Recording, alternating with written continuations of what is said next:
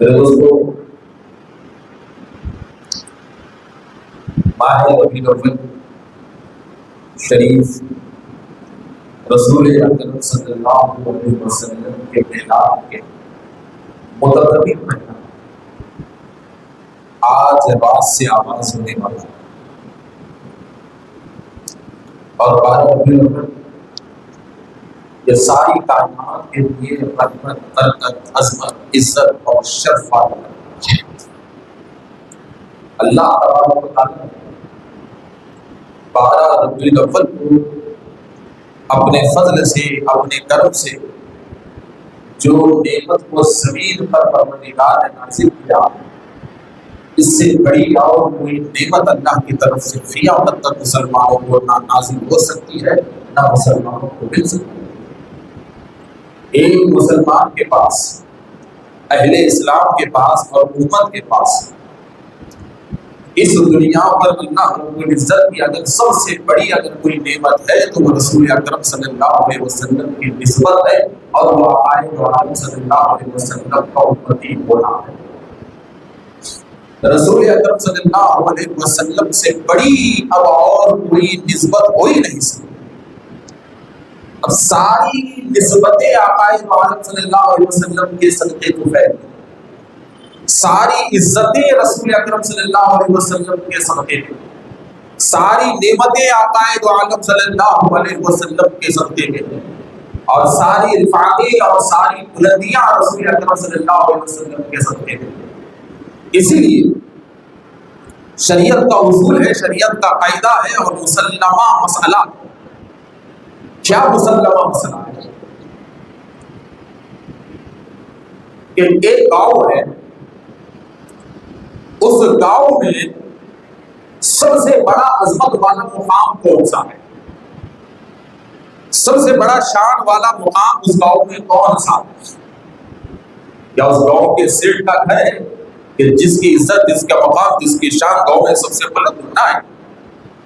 تو پھر گاؤں میں سب سے عظمت والا مقام کون سا ہے؟ تو شریعت کہتی ہے کہ گاؤں میں سب سے بڑا عظمت والا، سب سے بڑا احترام والا، سب سے بڑی شان والا اور سب سے بڑی رفعت والا وہ زمین کا ٹکڑا ہے جس زمین پر مسجد بنائی گئی ہو۔ جس زمین پر مسجد بنائی گئی ہو وہ سب سے بڑا عظمت والا مقام۔ تو پھر خیال آیا کیا اس سے بھی بڑا اور کوئی عظمت والا مقام ہو سکتا ہے؟ تو شریعت نے کہا ہاں، محلے کی مسجد سے بڑی عظمت علاقے کی جامع مسجد ہے۔ اب علاقے کی جامع مسجد کی عظمت کے برابر کوئی مقام اس شہر میں نہیں ہو سکتا، اس محلے میں نہیں ہو سکتا، اس گاؤں میں نہیں ہو سکتا۔ تو کیا عظمت کا مقام کہ سب سے بڑی عظمت گاؤں کے جامع مسجد کی، علاقے کے جامع مسجد کی؟ اب علاقے کی جامع مسجد سے بڑی عظمت اب کسی کی ہو ہی نہیں سکتی، علاقے کے جامع مسجد سے بڑی شان اب کسی کی ہو ہی نہیں سکتی۔ کیا مقام، بلندی اور مرتبہ یہاں ختم ہو گیا؟ تو شریعت کہتی ہے کہ نہ، مقام ابھی ختم نہیں ہوا، عظمت ابھی ختم نہیں ہوئی، بلندی ابھی ختم نہیں ہوئی۔ اب گاؤں کی جامع مسجد سے بڑا مقام شہر کی جامع مسجد کا ہوگا۔ گاؤں کی جامع مسجد سے بڑی عظمت والی شہر کی جامع مسجد ہوتی ہے، اور زیادہ ثواب کے مستحق ہوتی ہے، زیادہ عظمت کے مستحق ہوتی ہے، اور اللہ تبارک و تعالیٰ تمام مساجد میں اس کی عظمت کو بلند کر کے رکھا۔ اب شہر کی جامع مسجد سے بھی عظمت میں بڑا مقام ملک کی جامع مسجد کا ہوتا ہے۔ شہر کی جامع مسجد کی زمین سے بھی عظمت، عزت میں بڑا مقام ملک کی جامع مسجد کا ہوتا ہے۔ تو اب ملک کی مسجد کا مقام اور اس کی زمین کی عظمت جب اتنی بڑی تو کیا یہاں پر بھی عظمت ختم ہو گئی؟ تو شریعت نے کہا کہ نہیں، ابھی عظمت ختم نہیں ہوئی، بلکہ تمہاری ملک کی مسجد سے بھی بڑا مقام مسجد اقصی فلسطین کا، مسجد اقصی فلسطین کا ہے، جس کا مقام تمہاری ملک کی جامع مسجد سے بھی بڑا ہے۔ مسجد اقصی کی زمین کا مقام تمہاری ملک کے مساجد سے بھی بڑا مقام ہے۔ مسجد اقصی میں نماز پڑھنے کا ثواب تمہارے ملک کی مسجدوں سے بھی زیادہ ہے۔ مسجد اقصی میں عبادت کرنے کا ثواب تمہارے ملک کی مسجدوں میں عبادت سے بھی زیادہ ہے. مسجد اقصی میں قرآن پڑھنے کا ثواب تمہارے ملک کی مسجدوں میں بھی قرآن پڑھنے سے زیادہ ہے. مسجد اقصی میں اعتکاف کا ثواب تمہارے ملک کی مسجدوں سے بھی زیادہ اعتکاف کا ثواب ہے. تو جب مسجد اقصی میں سب سے زیادہ ثواب ہے اور اقصی کی زمین سب سے بڑی متبرک ہے, تو کیا اب عظمت اور مقام اور رفعت اور ثواب کی بلندی مسجد اقصی تک محدود ہے؟ تو شریعت نے کہا نہیں, ہرگز نہیں, اب تھوڑا اور آگے جاؤ, مسجد نبوی جاؤ, مسجد نبوی میں ٹھہر جاؤ, مسجد نبوی کے منظروں کو دیکھ, وہاں کے رونقوں کو دیکھ, وہاں کے مصلوں کو دیکھ کہ اللہ تبارک و تعالیٰ نے مسجد نبوی کے مقام کو مسجد اقصی سے بھی بلند کر کے رکھ دیا ہے. اب مسجد نبوی میں نماز پڑھنا مسجد اقصی سے بھی زیادہ ثواب ہے, اور مسجد نبوی کی زمین مسجد اقصی سے بھی مقدس ہے. مسجد نبوی کا مقام مسجد اقصی سے بھی مقدس ہے. مسجد نبوی کی عظمت مسجد اقصی سے بھی بڑی ہے. مسجد نبوی کی رحمت مسجد اقصی سے بھی بڑی ہے. تو یہاں شریعت کو عقیدت نے روکا کہ اب اس سے بڑا اور قرآن کیا ہو سکتا ہے. تو شریعت نے کہا کہ نہیں, دیکھیے غور سے سنیے, بڑے اہم موضوع پہ آ رہا ہوں. نہیں, ایسا ہرگز نہیں ہے. مسجد نبوی سے بھی بڑی اور ایک عظمت ہے, مسجد نبوی سے بھی بڑی ایک اور شان ہے, مسجد نبوی سے بھی بڑی ایک اور عظمت ہے, وہ ہے مسجد حرام. وہ ہے مسجد حرام اور وہ ہے کعبۃ اللہ. کعبے میں نماز پڑھنا, مسجد حرم میں نماز پڑھنا, کعبۃ اللہ کے سامنے نماز پڑھنا, اور کعبے کی جو زمین ہے, مسجد حرام کی جو زمین ہے, اب اس سے بڑی مقدس زمین روئے زمین پر نہیں ہو سکتی. اور مسجد حرام میں نماز پڑھنے کا جو ثواب ملے گا نہ وہ ثواب مسجد نبوی ملے گا, نہ مسجد اقصی میں ملے گا, نہ شہر کے کسی اور متبرک مقام پہ مسجد حرام میں نماز پڑھنے کا ثواب ملے گا. تو پوچھا کہ ایسا کیوں؟ تو شریعت نے کہا کہ یہ اللہ کا گھر ہے, یہ اللہ کا گھر ہے, یہ خدا کی رحمتوں کا مقام ہے, یہ اس کے انوار و برکات نازل ہونے کا مقام ہے, اور یہ مرکز ہے, اور یہ خدا کا گھر ہے. اور اللہ تبارک و تعالیٰ نے اس گھر کا طواف کا حکم دیا ہے, اور دنیا کے کسی گھر کے طواف کا پروردگار نے حکم نہیں دیا ہے. دنیا کے کسی گھر کے طواف کا اللہ نے حکم نہیں دیا ہے سوائے اپنے گھر کے طواف کے. دنیا کے کسی پتھر کو چومنے کا پروردگار نے حکم نہیں دیا ہے سوائے حجر اسود کے. دنیا کے کسی پتھر کے سامنے سجدہ کرنے کا اللہ نے حکم نہیں دیا ہے سوائے مقام ابراہیم کے, سوائے مقام ابراہیم کے. اور دنیا کے کسی پہاڑی میں دوڑنے کو اللہ نے عبادت نہیں کہا سوائے صفا و مروہ کے. کہیں بھی پتھر مارو یہ کھیل کہلائے گا, حج کے دوران تم پتھر مارو یہ عبادت کہلائے گی, یہ عبادت کہلائے گی. تو یہ حرم کی سرزمین ہے, یہ اللہ کے گھر کی سرزمین ہے, اور یہاں لمحہ لمحہ اللہ نے ثواب رکھا ہے, قدم قدم اللہ تبارک و تعالیٰ نے یہاں ثواب رکھا ہے, اور یہاں کے ثواب کا کوئی مقابلہ نہیں کر سکتا, یہاں کی عظمتوں کا کوئی مقابلہ نہیں کر سکتا, یہاں کی رحمتوں کا کوئی مقابلہ نہیں کر سکتا, کعبے کی برکتوں کا کوئی مقابلہ نہیں کر سکتا, کعبے کی شان کا کوئی مقابلہ نہیں کر سکتا, کعبے کی عظمت کا کوئی مقابلہ نہیں کر سکتا, کعبے کی جلالت کی کوئی مثال نہیں دے سکتا, اور کعبے کی دین کی کوئی مثال نہیں دے سکتا. کعبے کو دیکھنا اتنا برکت والا, اتنا برکت والا, اتنا برکت والا کہ پہلی نظر میں جب انسان کعبے کو دیکھ لیتا ہے اور کعبے کو دیکھتے ہی تو دعا کرتا ہے وہ دعا قبول ہو جاتی ہے. کعبے کو دیکھتے ہی تو دعا کرتا ہے وہ دعا قبول ہو جاتی ہے. تو پوری دنیا میں سب سے بڑا اگر کوئی مقدس مقام ہے تو کعبۃ اللہ ہے, اور پوری دنیا میں اللہ کی عبادت کا ایسا کوئی گھر نہیں ہے جسے دیکھتے ہی گناہ معاف ہو جائے, اور جسے دیکھتے ہی جو دعا کی جائے وہ دعا قبول ہو جائے. ایسا کوئی گھر نہیں ہے سوائے کعبے کے. تو دماغ نے تسلیم کر لیا کہ اب کعبے سے بڑی کوئی عظمت نہیں ہو سکتی اس دنیا میں, اب کعبے سے بڑی کوئی شان نہیں ہو سکتی اس دنیا میں, اب کعبے سے بڑا کہیں ثواب نہیں مل سکتا.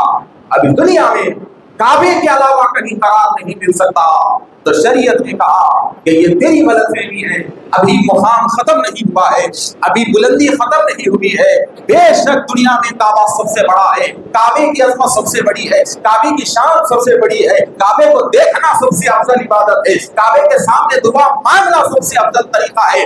مگر اس دنیا میں ایک مقام ایسا بھی ہے جس کو اللہ نے اپنے گھر سے بڑا بنا کے رکھا ہے۔ اس دنیا میں ایک مقام ایسا ہے جس کی عظمت کعبے سے بھی بڑی ہے۔ اس دنیا میں ایک مقام ایسا بھی ہے جس کی شان کعبے سے بڑی ہے۔ اس دنیا میں ایک مقام ایسا بھی ہے جس کی برکتیں کعبے سے بڑی ہے۔ تو عقل حیران ہو گئی کہ آخر اس دنیا میں وہ کون سا مقام ہے جس کا مقام کعبے سے بھی بڑا ہے، جس کی عظمتیں کعبے سے بھی بلند ہے، جس کی شان کعبے سے بھی ہوتی ہے، آخر وہ کون سا مقام ہے؟ تو شریعت نے کہا ارے اب تو کعبے سے نکل جا، مسجد نبوی میں جا، روضے رسول کے پاس ٹھہر، جاریوں کے اندر جا، دیکھ خبر نبوی کا وہ حصہ جہاں رسول اکرم صلی اللہ علیہ وسلم کا جسم لگ گیا، وہ زمین کا حصہ شریعت میں کعبے سے بھی افضل ہے۔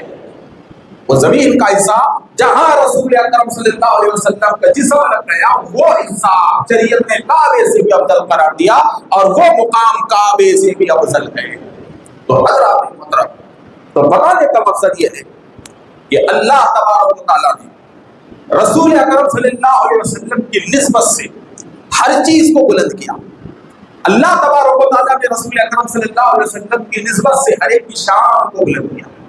تو اس زمین پر اور آسمان پر ہمارے لیے اللہ رب العزت کی اگر سب سے بڑی اگر کوئی نعمت ہے تو آقا عالم صلی اللہ علیہ وسلم کی ذات ہے، اور رسول اکرم صلی اللہ علیہ وسلم کی ذات سے اور رسول اکرم صلی اللہ علیہ وسلم کی نسبت سے اللہ تبارک و تعالیٰ نے ہماری جوڑیوں میں ساری نعمتوں کو نازل کیا۔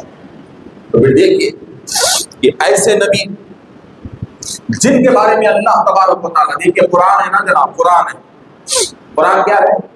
الف لام میم سے شروع ہوتا ہے، والناس، سورہ ناس پہ ختم ہوتا ہے۔ یہ قرآن ہے کیا؟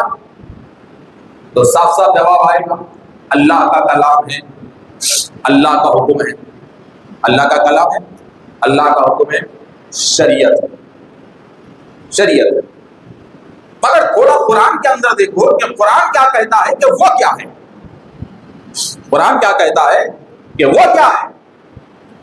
قرآن شریعت ہے، قرآن اللہ کا حکم ہے، قرآن اللہ کا کلام ہے، مگر قرآن شریعت ہونے کے ساتھ ساتھ، فرمان الہی ہونے کے ساتھ ساتھ، حکم الہی ہونے کے ساتھ ساتھ، آیت الہی ہونے کے ساتھ ساتھ الف لام میم سے والناس تک نعت رسول بھی ہے، الف لام میم سے والناس تک شان رسول بھی ہے، الف لام میم سے والناس تک قرآن عظمت رسول بھی ہے، الف لام میم سے والناس تک قرآن رحمت رسول بھی ہے۔ اور قرآن اٹھا کے دیکھیے کہ اللہ تبارک و تعالیٰ نے جہاں قرآن میں حلال بتایا، حرام بتایا، جہاں اللہ تبارک و تعالیٰ نے نماز بتائی، روزہ بتایا، حج بتایا، جہاں اللہ تبارک و تعالیٰ نے پچھلے نبیوں کو بتایا قرآن میں، جہاں اللہ تبارک و تعالیٰ نے پچھلے قوم کے بادشاہوں کو بتایا، جہاں اللہ تبارک و تعالیٰ نے قرآن میں پچھلے قوم کے درندوں کو بتایا، جہاں اللہ تبارک و تعالیٰ نے قرآن میں جنت کی نعمتوں کا ذکر کیا، دوزخ کے ہولناک عذابوں کا ذکر کیا، جہاں اللہ تبارک و تعالیٰ نے قرآن میں پھلوں کی مٹھاس کا ذکر کیا، جہاں اللہ تبارک و تعالیٰ نے قرآن میں پودوں کی ہریالی کا ذکر کیا، جہاں اللہ تبارک و تعالیٰ نے قرآن میں ندیوں کے بہاؤ کا ذکر کیا، جہاں اللہ تبارک و تعالیٰ نے قرآن میں دونوں سمندروں کا آپس میں ملنے کا ذکر کیا، جہاں اللہ تبارک و تعالیٰ نے قرآن میں ہرے بھرے جھاڑوں کی رگڑ سے آپس میں آگ کے نکلنے کا ذکر کیا، جہاں اللہ تبارک و تعالیٰ نے قرآن میں پہاڑوں کے چیرنے کا ذکر کیا، جہاں اللہ تبارک و تعالیٰ نے قرآن میں پانی کے چشموں کے ابال کا ذکر کیا۔ جب یہ ساری چیزیں قرآن میں ملتی ہیں تو آپ کو جگہ جگہ جگہ جگہ جگہ جگہ حیران کرنے والی ایک چیز آپ کو ملے گی، اور دماغ کو اٹھے گا کہ یہ قرآن اللہ کی کتاب ہے کہ مصطفیٰ کی نعت ہے۔ یہ آپ کا دل خود کا خود پکارے گا۔ ذرا دیکھیے میرے دوستوں، جہاں قرآن میں مسائل ہیں، جہاں قرآن میں حکم ہے، وہیں قرآن کو دیکھیے کہ قرآن نبی کی نعت کیسے بیان کرتا ہے، کیسے بیان کرتا ہے۔ کہیں والضحیٰ کہہ کر رسول اللہ کا چہرہ بیان کرتا ہے، کہیں ورفعنا لک ذکر کہہ کہ اللہ تبارک و تعالیٰ نبی کی بلندی کو بیان کرتا ہے، کہیں وللآخرۃ خیر لک من الاولیٰ کے ذریعے آقا عالم صلی اللہ علیہ وسلم کے نہ رکنے والی شان کو بیان کرتا ہے۔ کہیں ولا سوف یعطیک ربک فترضا کے ذریعے اللہ تبارک و تعالیٰ عقائد عالم صلی اللہ علیہ وسلم کے زبان کے مقام کو بتا رہا ہے، آپ کی رضا کو بتا رہا ہے اور آپ کی محبوبیت کو اللہ تبارک و تعالیٰ بتا رہا ہے۔ وَأَمَّا السَّائِلَ فَلَا تَنْهَرْ کے ذریعے اللہ تبارک و تعالیٰ نبی کی سخاوت کو بتا رہا ہے، نبی کریم صلی اللہ علیہ وسلم کی دیر کو بتا رہا ہے۔ علم نشرح لک صدرک کے ذریعے اللہ تبارک و تعالیٰ قلب مصطفیٰ کی قوت کو بتاتا ہے، قلب مصطفیٰ کی طاقت کو بتاتا ہے، قلب مصطفیٰ کی مضبوطی کو اللہ تبارک و تعالیٰ بتا رہا ہے۔ اور کہیں رسول اکرم صلی اللہ علیہ وسلم کے جسم پر چادر آ جائے تو یا ایھا المزمل کہہ کے کہیں چادر کا ذکر کرتا ہے، مدثر کہہ کے کہیں رسول اکرم صلی اللہ علیہ وسلم کے چادر کا ذکر کرتا ہے۔ اور جب رسول اکرم صلی اللہ علیہ وسلم کے معجزات کا معاملہ آ جائے، عقائد عالم صلی اللہ علیہ وسلم کے رفتار کا معاملہ آ جائے، عقائد عالم صلی اللہ علیہ وسلم کے آنے اور جانے کا معاملہ آ جائے، آپ کے سفر کا معاملہ آ جائے، تو سبحان الذی اسریٰ کہہ کر عقائد عالم صلی اللہ علیہ وسلم کے معراج کے سفر کا ذکر کرتا ہے۔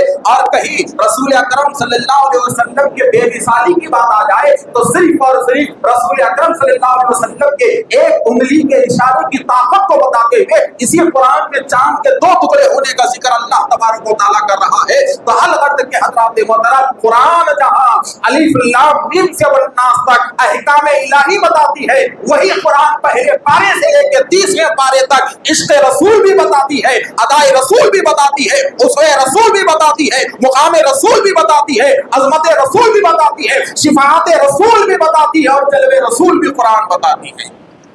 تو میرے دوستو، تو قرآن شریعت بھی بتاتی ہے، عشق بھی بتاتی ہے، قرآن نماز اور روزہ بھی بتا رہی ہے، تو قرآن محبت مصطفیٰ بھی بتا رہی ہے، محبت مصطفیٰ بھی بتا رہی ہے۔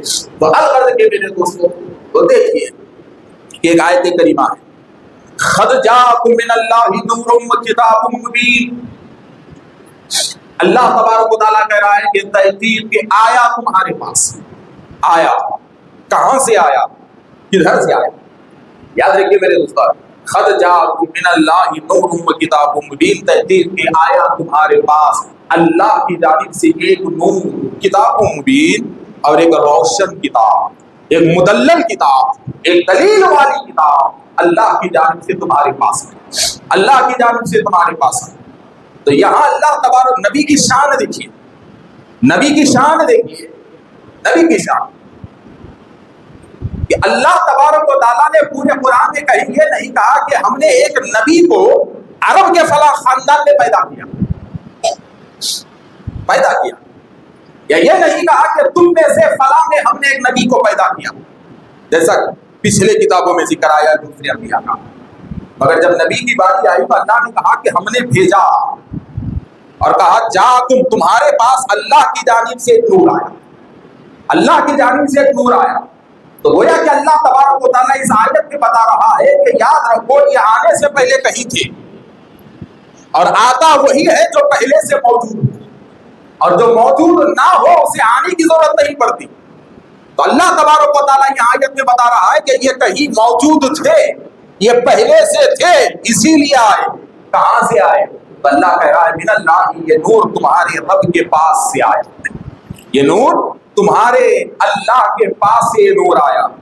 تو اسی لیے میں اس آیت کا خلاصہ ہمیشہ ایک لمحے میں یوں بیان کرتا ہوں کہ جب جب یہ آیت پڑھو تو رسول اکرم صلی اللہ علیہ وسلم کے تعلق سے یہ عقیدہ رکھنا چاہیے کہ ہمارے نبی ہونے میں سب سے پہلے ہیں اور آنے میں سب سے آخر ہیں، ہونے میں سب سے پہلے ہیں اور آنے میں سب سے آخر ہے، اور نبوت میں بھی مصطفیٰ سب سے اول ہے، اور اعلان نبوت میں سب سے آخر ہے، اعلان نبوت میں سب سے آخر ہے اور نبوت میں سب سے اول ہے۔ اسی لیے تو میرے نبی نے کہا کہ میں اس وقت بھی نبی تھا جب آدم کا خمیر، آدم کی مٹی پانی میں گوندی جا رہی تھی، حضرت آدم کی مٹی جب پانی میں گوندی جا رہی تھی میں اس وقت بھی نبی تھا۔ تو گویا کہ ابھی آدم کا پتلا تیار نہیں ہوا تھا، مگر میرے نبی کا نور نبوت کے ساتھ جلوہ گر تھا، مصطفیٰ کا نور نبوت کے ساتھ جلوہ گر تھا۔ ابھی آدم سجائے نہیں گئے تھے، بنائے نہیں گئے تھے، تیار نہیں کیے گئے تھے، اس وقت بھی میرے نبی نبوت کے ساتھ تھے۔ اسی لیے تو سرکار سیدنا امام جعفر صادق رضی اللہ تعالیٰ عنہ کا ایک ارشاد ہے، کیا ارشاد ہے؟ کیا فرماتے ہیں مسلسل روایت ہے جو امام حسن سے ہوتے ہوئے مولا علی تک جاتی ہے اس کی سند، اور ایک حضرت زین العابدین سے بھی ایسی روایت ہے۔ کیا روایت ہے کہ اللہ تبارک و تعالیٰ نے حضرت نور مصطفیٰ کب تھا؟ تو اہل بیت کے گھرانے سے صحیح روایت جو آپ کو روایت ملتی ہے، امام زین العابدین اور سرکار امام جعفر صادق علیہ السلام فرماتے ہیں کہ حضرت آدم کی پیدائش سے 4000 سال پہلے بھی نور مصطفیٰ موجود تھا۔ 4000 سال پہلے بھی نور مصطفیٰ موجود تھا۔ اللہ نے نبی کے نور کو اتنا پہلے پیدا کیا، اتنا پہلے پیدا کیا۔ اور پھر دیکھیے کہ رسول اکرم صلی اللہ علیہ وسلم سے پوچھا گیا اس لیے کہ میرے بھائی صحابہ کے دل میں خیال آیا کیا کہ ہر چیز کو بننے کے لیے کچھ نہ کچھ چاہیے، ہر چیز کو بننے کے لیے کچھ نہ کچھ چاہیے۔ جب کچھ نہ ہو تو کچھ بھی نہیں بنے گا، کچھ نہ ہو تو کچھ بھی نہیں بنے گا، اور بغیر را مٹیریل کے تو کوئی پروڈکٹ بن ہی نہیں سکتا، کوئی بن ہی نہیں سکتا۔ صحابہ کرام نے جب اتنی بڑی دنیا دیکھی تو صحابہ کے دل میں خیال آیا کہ اللہ تبارک و تعالیٰ نے جب اتنی بڑی دنیا کو وجود بخشا اور اتنی بڑی دنیا کو اللہ تبارک و تعالیٰ نے بنایا تو سب سے پہلے کسے بنایا، سب سے پہلے کسے پیدا کیا ہوگا؟ اور سب سے پہلے اللہ تبارک و تعالیٰ نے کسی تخلیق دی ہوگی کہ اللہ نے پانی کو سب سے پہلے بنایا ہوگا، کہ اللہ نے زمین کو سب سے پہلے بنایا ہوگا، کہ اللہ نے پہاڑوں کو سب سے پہلے بنایا ہوگا، یا جھاڑ کو سب سے پہلے بنایا ہوگا، یا پرند شریر انسان حیوانات نباتات جمادات کو اللہ نے سب سے پہلے بنایا ہوگا، یا چاند سورج بادل کو اللہ تبارک و تعالیٰ نے سب سے پہلے بنایا، اور علم کو اللہ نے سب سے پہلے بنایا۔ آخر کائنات کا وجود اول کون ہے؟ کائنات کا وجود اول کون ہے؟ اور اللہ نے کائنات بنانے کے لیے سب سے پہلے کس چیز کو بنایا؟ تو صحابہ کرام نے رسول اللہ سے پوچھا کہ اللہ کے رسول، اللہ نے سب سے پہلے کس چیز کو بنایا؟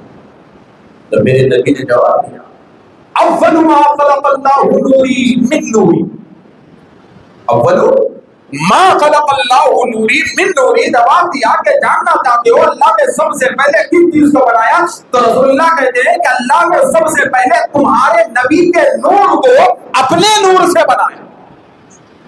اول ما خلق اللہ نوری من نوری، رسول اللہ کہتے ہیں کہ سب سے پہلے اللہ نے میرے نور کو بنایا۔ جب نبی کے نور کو بنایا تو کس سے بنایا؟ تو رسول اللہ کہتے ہیں من نوری، اللہ کے نور سے میں بنا، اللہ کی قدرت سے میں بنا، اللہ کے جلووں سے میں بنا، اس کے حکم سے میں بنا، اس کے حکم سے میں بنا، اللہ کے نور سے میں بنا، من نوری۔ تو رب نے اپنے نور سے، اپنی قدرت سے اس رب نے میرے نور کو پیدا کیا، میرے نور کو پیدا کیا۔ تو کتنا پہلے؟ تو تفصیل بڑی ہے، ایک جملے میں کہہ دیتا ہوں کہ اتنا پہلے کہ لفظ اتنا بھی نہ تھا، اتنا پہلے پیدا کیا کہ کوئی چیز نہ تھی، کوئی وجود نہ تھا، کوئی وجود نہ تھا۔ پھر آگے حدیث کو پورا سنیے کہ میرے نبی کہتے ہیں کہ جب اللہ نے اپنے نور سے میرے نور کو بنایا تو میرے نور سے رب نے ساری کائنات کو بنایا، میرے نور سے اللہ تبارک و تعالیٰ نے ساری کائنات کو، اللہ تبارک و تعالیٰ نے میرے نور سے بنایا۔ اچھا اب سنیے، جب سب سے پہلے نبی کا نور ہے، سب سے پہلے نبی کا نور ہے، تو تاریخ اٹھا کر دیکھیے کہ کائنات کا سب سے پہلا انسان کون ہے؟ کائنات کا پہلا انسان حضرت آدم، کائنات کا پہلا بشر آدم، کائنات کی پہلی نظر آدم، کائنات کی پہلی سمجھ آدم، کائنات کی پہلی سماعت آدم، کائنات کی پہلی بصارت آدم، کائنات کی پہلی بصیرت آدم، کائنات کی پہلی زبان آدم، کائنات کا پہلا ادراک آدم، کائنات کا پہلا ادراک آدم، کائنات کا پہلا وجدان آدم، کائنات کا پہلا وجود آدم، کائنات کا پہلا بشر آدم، کائنات کا پہلا رشتہ آدم، کائنات کا پہلا باپ آدم، کائنات کا پہلا تعلق بشری آدم، اور کائنات کو پھیلانے والی ذات آدم۔ اب آدم سے پہلے کوئی وجود نہیں، اور آدم سے پہلے کوئی شکل نہیں، اور آدم سے پہلے کوئی لباس نہیں، اور آدم سے پہلے کوئی چہرہ نہیں، پہلا لباس بھی آدم، پہلا وجود انسانی بھی آدم، اور پہلا چہرہ بھی آدم، پہلا چہرہ بھی آدم۔ مگر تھوڑا غور کرنے والی بات یہ ہے کہ حضرت آدم جب ہر معاملے میں پہلے، ہونے میں پہلے، بننے میں پہلے، چلنے میں پہلے، سمجھنے میں پہلے، دیکھنے میں پہلے، زمین پر آنے میں پہلے، رشتہ بنانے میں پہلے، نبوت اور رسالت و پیغمبریت کا اعلان کرنے میں جب حضرت آدم سب سے پہلے ہیں، تو اس پہلے آدم کو دیکھیے اللہ کیا بتا رہا ہے۔ اس پہلے آدم کو دیکھیے اللہ کیا بتا رہا ہے۔ تو حضرات ذرا دیکھیے، کئی معتبر روایات پڑے ہوئے ہیں، کئی معتبر روایات پڑے ہوئے ہیں کہ حضرت آدم کے جسم میں روح کو پھونکا گیا، حضرت آدم کے جسم میں روح گئی، جسم میں جان آئی، نظر ہوگی تو پہلی نظر میں حضرت آدم، چاہے آسمانوں کے حصے ہوں، چاہے آسمانوں کے ستون ہوں، چاہے جنت کے دروازے ہوں، چاہے جنت کے باغات ہوں، جہاں جہاں جاتے ہیں حضرت آدم آسمان پر جس مقام پر حضرت آدم لا الہ الا اللہ دیکھتے ہیں، محمد رسول اللہ ساتھ میں دیکھتے ہیں، محمد رسول اللہ ساتھ میں دیکھتے ہیں۔ تو گویا کہ میرے دوستوں، وجود حضرت آدم کا پہلا ہے، اور پہلے وجود کے سامنے تعارف مصطفیٰ کا ہے، پہلے وجود کے سامنے عظمت مصطفیٰ کی بتائی جا رہی ہے، اور پہلے وجود کے سامنے شان مصطفیٰ کی بتائی جا رہی ہے۔ تب یہ نور حضرت آدم سے ہوتا ہوا منتقل ہوتا ہوا، جیسے رسول اکرم صلی اللہ علیہ وسلم کی حدیث ہے کہ میرے نبی اپنے حسب پر، اپنے نسب پر، اپنے باپ دادا پر، جیسے رسول اکرم صلی اللہ علیہ وسلم نے فخر کرتے ہوئے فرمایا کہ میں اول سے لے کر آخر تک پاک سلموں، پاک پیٹوں اور پاک رحموں سے منتقل ہوتا ہوا آیا، منتقل ہوتا ہوا آیا ہوں۔ اپنے نسب پہ فخر کرتے ہوئے میرے نبی کہتے ہیں کہ میرا نسب اول بھی پاک ہے، آخر بھی پاک ہے، بیچ میں بھی پاک ہے، میرے نسب میں کسی قسم کا کوئی عیب نہیں، بلکہ میرے باپ دادا ایک کے بعد ایک، چین در چین، چین در چین، پاک ہی پاک ہے، ظاہر بھی پاک ہے، باطن بھی پاک ہے۔ یہ آقا دو عالم صلی اللہ علیہ وسلم اپنے باپ دادا کے بارے میں فرماتے ہیں۔ اور ذرا دیکھیے میرے دوستوں، اب اہم بات کہ آقا دو عالم صلی اللہ علیہ وسلم کی پیدائش آپ جانتے ہیں، رسول اکرم صلی اللہ علیہ وسلم کی پیدائش یہ خاندان بنو ہاشم کے لیے بڑی امتحان کی گھڑی تھی۔ رسول اکرم صلی اللہ علیہ وسلم کی پیدائش یہ خاندان بنو ہاشم کے لیے بڑا چیلنج تھا، اور رسول اکرم صلی اللہ علیہ وسلم کا باپ کہلانا یہ خاندان بنو ہاشم کے شہزادے کی حضرت عبداللہ کے لیے بہت بڑی ذمہ داری کی چیز تھی۔ کیوں ذمہ داری کی چیز تھی؟ اور آقا دو عالم صلی اللہ علیہ وسلم کا باپ کہلانا، رسول اللہ کا دادا کہلانا یہ خاندان بنو ہاشم کے لیے چیلنج کیوں رہا، اور یہ خاندان بنو ہاشم کے لیے امتحان کیوں رہا؟ رسول اللہ کا باپ کہلانا، دادا کہلانا۔ تو میں آپ کو بتاؤں، سنیے امتحان کیوں تھا، میں آپ کو بتاتا ہوں۔ آپ کو معلوم ہے سب سے لمبی نبوت اگر کسی قبیلے میں چلی تو بنی اسرائیل میں، سب سے لمبی نبوت بنی اسرائیل میں چلی، بنی اسرائیل۔ اور آقا دو عالم صلی اللہ علیہ وسلم کے پیدائش تک بنی اسرائیل کا بڑا دبدبا تھا، یہودیوں کا بڑا دبدبا بنی اسرائیل کا، اور لوگ بنی اسرائیل کے علماء کی پیروں میں اپنے سروں کو ڈالتے تھے اس زمانے میں، یعنی بنی اسرائیل کے علماء کو اور بنی اسرائیل کے خاندان کے لوگوں کو بڑا بزرگ مانا جاتا تھا اس زمانے میں ان کے خاندانوں، اس لیے کہ کوئی نبی کے نسب کا تھا، کوئی نبی کا پوترا تھا، کوئی کسی نبی کا نواسا تھا، فلاں فلاں تھا، تو ان کو بڑا گھمنڈ تھا۔ اور پھر اوپر سے یہ انبیاء کی خاطر بھی ہیں، یہ جتنے بنی اسرائیل کے یہودی ہیں یہ نبیوں کی اولاد بھی برابر ہے، اور نبیوں کے خاطر بھی یہ نکلے ہیں قرآن کے حساب سے، قرآن نے انہیں نبیوں کا خاطر بھی کہا ہے۔ تو بنی اسرائیل کے قبیلے کو اور اس دنیا میں جتنے یہودی جہاں جہاں پھیلے ہوئے تھے نا، وہ سارے یہودیوں کو انتظار تھا آخری نبی کا، آخری نبی کا انتظار تھا، اس لیے کہ ان کا ایمان تھا کہ آخری نبی آنے والے ہیں اور آئیں گے، اور انتظار تھا۔ اور وہ یہ غلط فہمی میں تھے کہ جیسے بڑے بڑے انبیاء ان کے خاندان میں پیدا ہوئے، ویسے ہی آخری نبی کو بھی اللہ ان کے خاندان میں پیدا کرے گا، اور قیامت تک بنی اسرائیل کا پرچم بلند رہے گا، اور قیامت تک بنی اسرائیل کا دبدبا چلے گا۔ وہ یہ سمجھ رہے تھے، یہ سمجھ رہے تھے۔ تب ذرا دیکھیے میرے دوستوں، اللہ تبارک و تعالیٰ نے حضرت عبد المطلب کو ایک عالیشان بیٹا دیا جن کا نام عبداللہ رکھا گیا، اور آپ کو معلوم ہے رسول اللہ نے کہا کہ میرا نور نسل در نسل نسل در نسل پاک مردوں میں منتقل ہوتا ہوا میرا نور آیا، اور وہ نور ہر ایک کی پیشانی سے منتقل ہوتا ہوا۔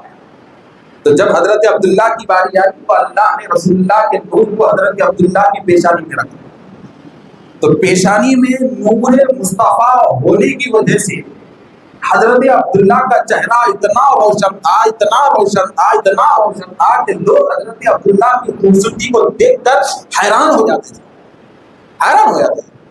اور جب نور مصطفیٰ حضرت عبداللہ کے پیشانی میں آیا تو آپ کو معلوم ہے حضرت عبداللہ کی حالت کیا تھی؟ یوں ہی میں نے نہیں کہا کہ خاندان بنو ہاشم کے لیے بہت بڑا چیلنج تھا، دادا بننا، پردادا بننا، سکر دادا بننا۔ رسول اللہ کا کیسا چیلنج تھا کہ دیکھیے، اب اٹھا کے دیکھیے، روایتوں میں آتا ہے کہ حضرت عبداللہ اگر اتفاق سے کسی بت کے سامنے، اس زمانے میں حضرت عبداللہ اتفاق سے اگر کسی بت کے سامنے جا کر ٹھہر جاتے تو بت خود بخود پکارتے کہ اے عبداللہ ہمارے پاس سے ہٹ جاؤ، اور اللہ نے نور مصطفیٰ کی برکت سے حضرت عبداللہ کے کانوں میں پتھروں کی آوازوں کو سننے کی صلاحیت دی تھی۔ نور مصطفیٰ کی برکت سے اللہ نے حضرت عبداللہ کو جانوروں کی بولی سمجھنے کی کرامت دی تھی۔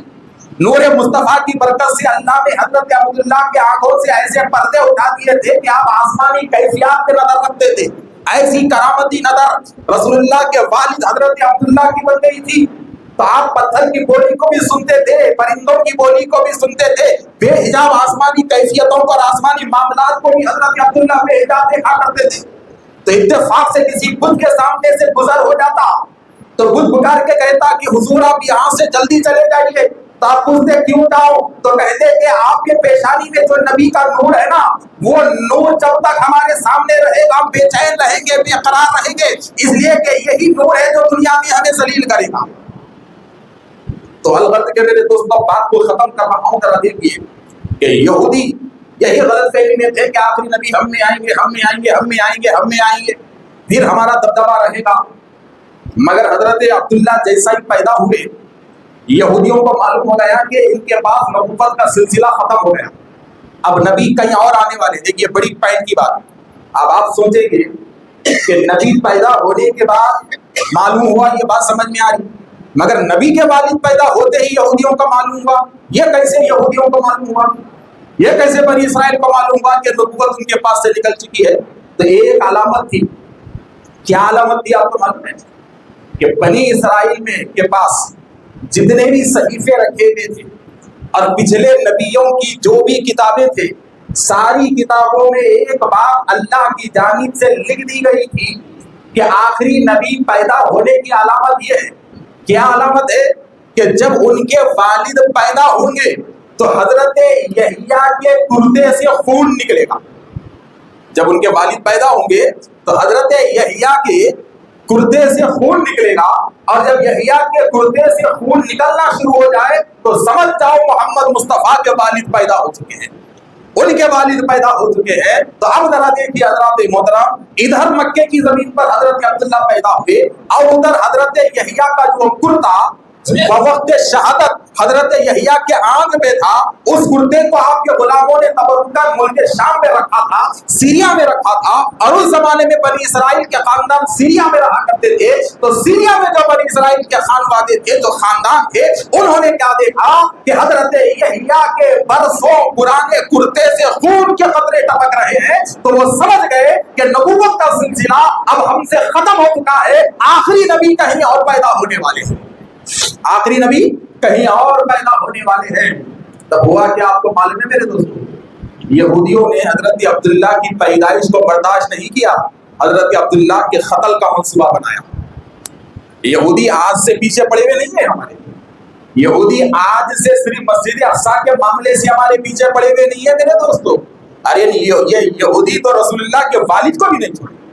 رسول اکرم صلی اللہ علیہ وسلم کے والد کو قتل کرنے کے لیے انہوں نے 90 آدمیوں کو تیار کیا، 90 لوگوں کو یہودیوں نے اسپیشل ٹریننگ دی، 90 لوگوں کو کھلا پلا کر رکھے مگر کنفرم نہیں ہوا تھا کہ یہ بچہ کہاں پیدا ہوا ہے. جاسوسوں کو چھوڑ دیا گیا کہ معلوم کرو یہ بچہ کہاں پیدا ہوا ہے, یہ ہونے والے نبی کا والد کہاں پیدا ہوا ہے, کس گھر میں پیدا ہوا ہے, معلوم کرو. تو یہ معلوم کرنے کے لیے یہودیوں کو 15 سال لگے. 15 سال تک اللہ تبارک و تعالیٰ نے حضرت عبداللہ کو یہودیوں سے پوشیدہ رکھا. 15 سال تک اللہ تبارک و تعالیٰ نے یہودیوں کو بھنک لگنے نہیں دی کہ یہ محمد مصطفیٰ کے والد ہے, محمد مصطفیٰ کے والد ہے. مگر ایک دن بھنک لگ جاتی ہے. ایک بہت بڑا بنی اسرائیل کا عالم, بہت بڑا یہودی عالم اسے بھنک لگ جاتی ہے. نشانیوں کو دیکھ لیتا ہے, چہرے کی رونق کو دیکھ لیتا ہے, چہرے کی چمک کو دیکھ لیتا ہے, اور سارے نشانیوں کو دیکھ کر سمجھ جاتا ہے کہ انہی سے آخر نبی پیدا ہوں گے. اور سیریا کو رپورٹ بھیج دیتا ہے, اور سیریا سے حضرت عبداللہ کے قتل کا منصوبہ بنتا ہے. اور کیسے یہودیوں کے جانب سے حضرت عبداللہ کا قتل کا منصوبہ بنا, اور آقا عالم صلی اللہ علیہ وسلم کہ والی بزرگوار نے یہودیوں کا کیسے مقابلہ کیا, انشاءاللہ تبارک و تعالیٰ ہم آنے والے جمعہ سنیں گے. وصلی اللہ تعالیٰ علی خیر خلقہ و رسولہ محمد وعلی آلہ و اہل بیتہ اجمعین والحمد للہ رب العالمین.